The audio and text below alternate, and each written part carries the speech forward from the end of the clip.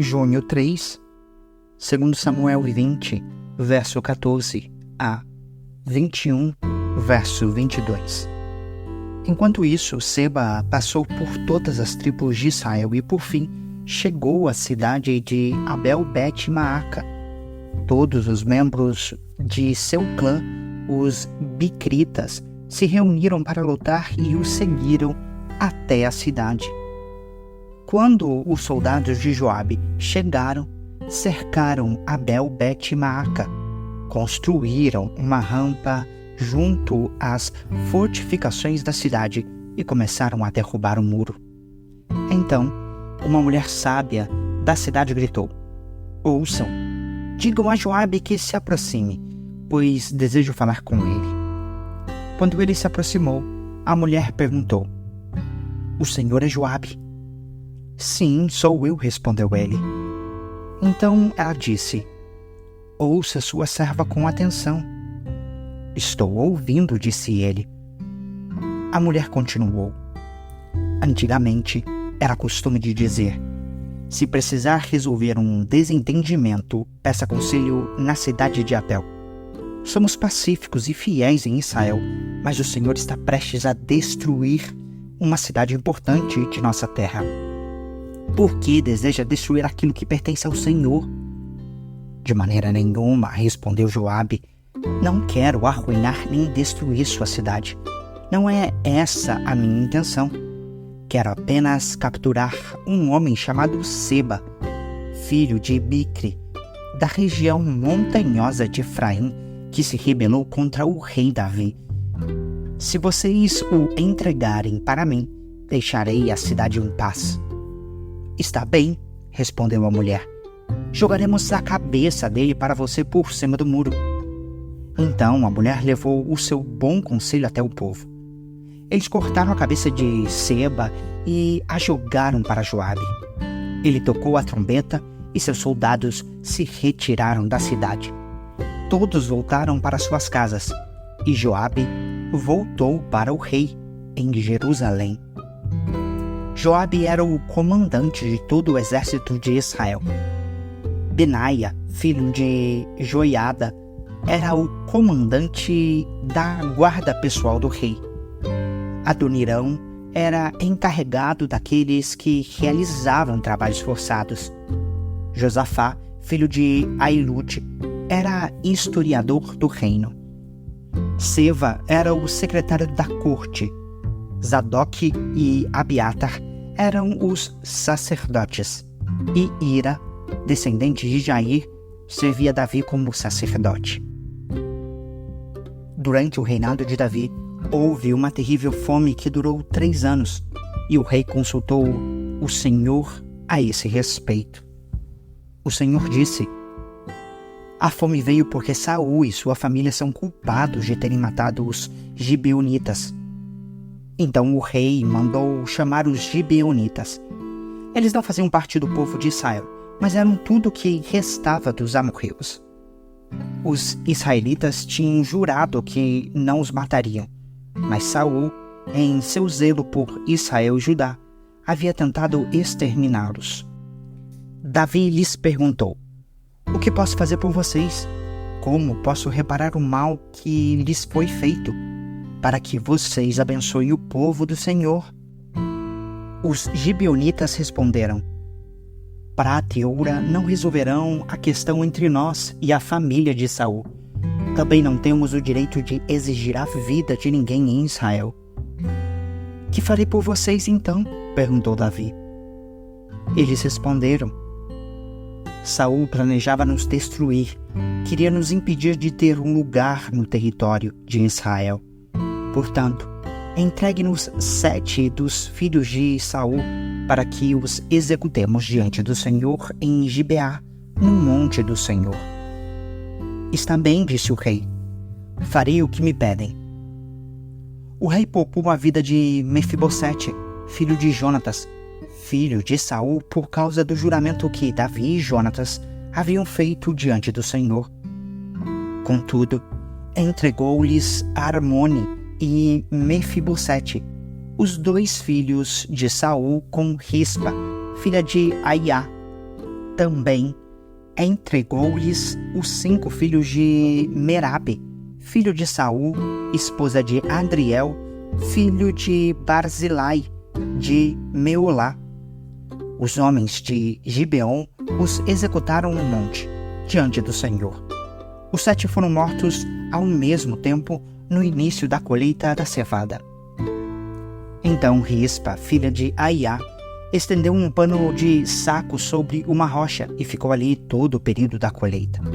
Não deixou que as aves de rapina despedaçassem os corpos deles durante o dia e impediu os animais selvagens de os devorarem durante a noite. Quando Davi soube o que Rispa, concubina de Saul, havia feito, foi até o povo de Jabes de Gileade para reaver os ossos de Saul e de seu filho Jonatas. Quando os filisteus mataram Saul e Jonatas no monte Gilboa, o povo de Jabes de Gileade tinha roubado os corpos deles da praça de Bet-San, onde os filisteus os haviam pendurado. Davi trouxe os ossos de Saul e de Jonatas, e também os ossos dos homens que os gibeonitas haviam executado.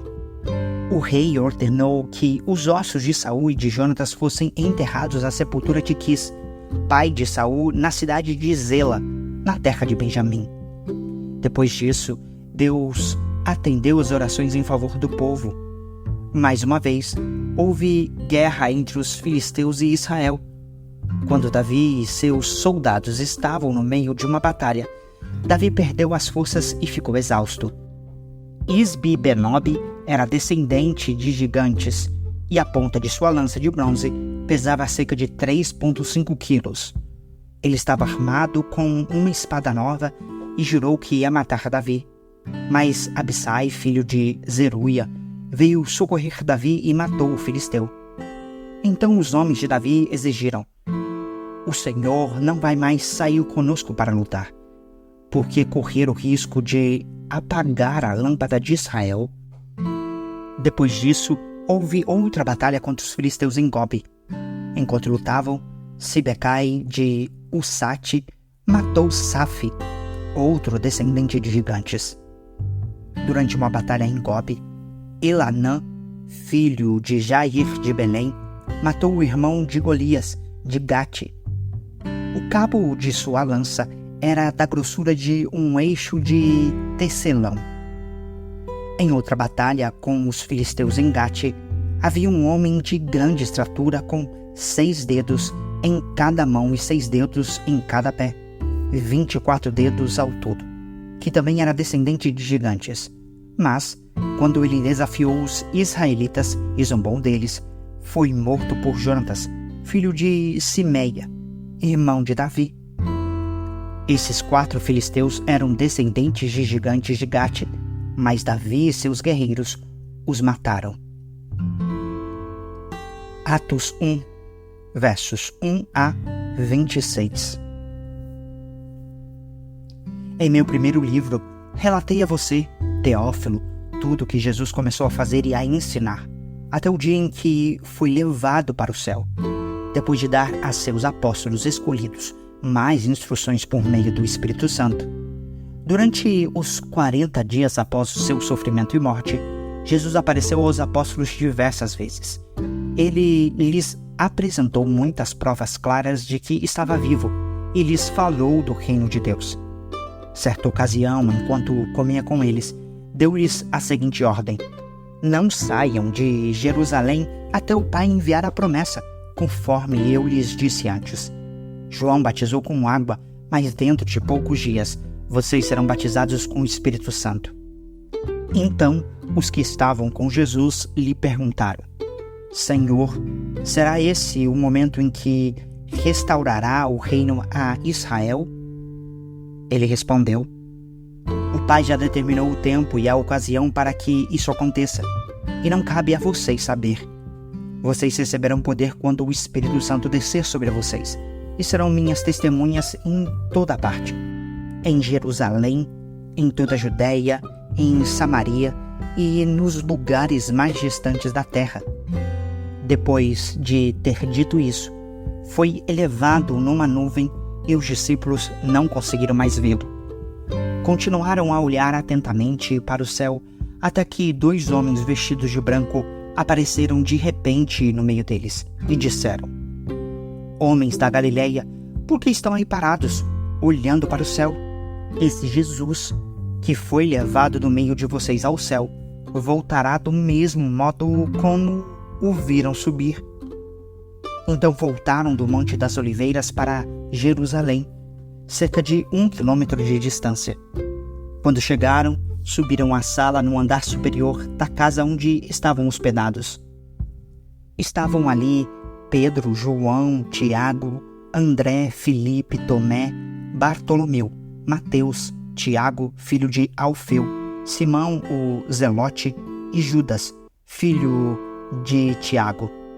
Todos eles se reuniam em oração com um só propósito, acompanhados de algumas mulheres e também de Maria, mãe de Jesus, e os irmãos dele. Por esse tempo, quando cerca de 120 discípulos estavam reunidos num só lugar, Pedro se levantou e disse: Irmãos, era necessário que se cumprisse as escrituras a respeito de Judas, que serviu de guia aos que prenderam Jesus. Esse acontecimento havia sido predito pelo Espírito Santo por meio do rei Davi. Judas era um de nós e participava do ministério conosco. Ele comprou um campo com o dinheiro que recebeu por sua perversidade. Ao cair ali de cabeça, seu corpo se partiu ao meio e seus intestinos se derramaram. A notícia se espalhou entre todos os habitantes de Jerusalém, e eles deram ao lugar o nome aramaico Aceldama, que significa campo de sangue. Pedro continuou: Estava escrito no livro de Salmos que sua casa fique desolada, sem ninguém morando nela. Também diz: que outro ocupe seu lugar.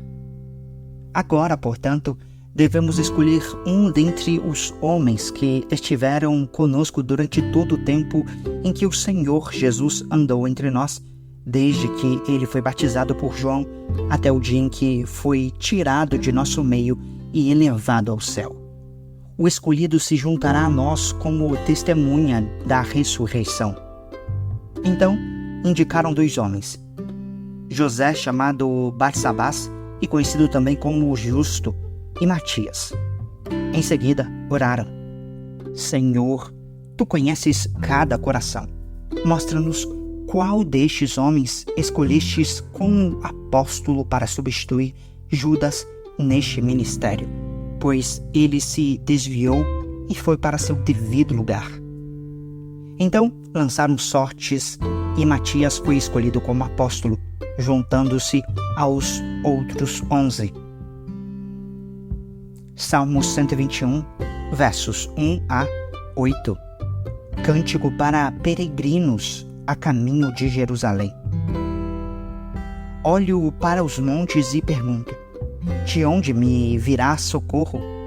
Meu socorro vem do Senhor que fez os céus e a terra. Ele não deixará que você tropece. Aquele que o protege não cochilará. Aquele que guarda Israel não cochila nem dorme. O Senhor é seu protetor. O Senhor está ao seu lado, como sombra que o abriga. O sol não lhe fará mal de dia, nem a lua de noite. O Senhor o guarda de todo o mal e protege sua vida. O Senhor o guarda em tudo o que você faz, agora e para sempre. Provérbios 16, verso 18. O orgulho precede a destruição, a arrogância precede a queda.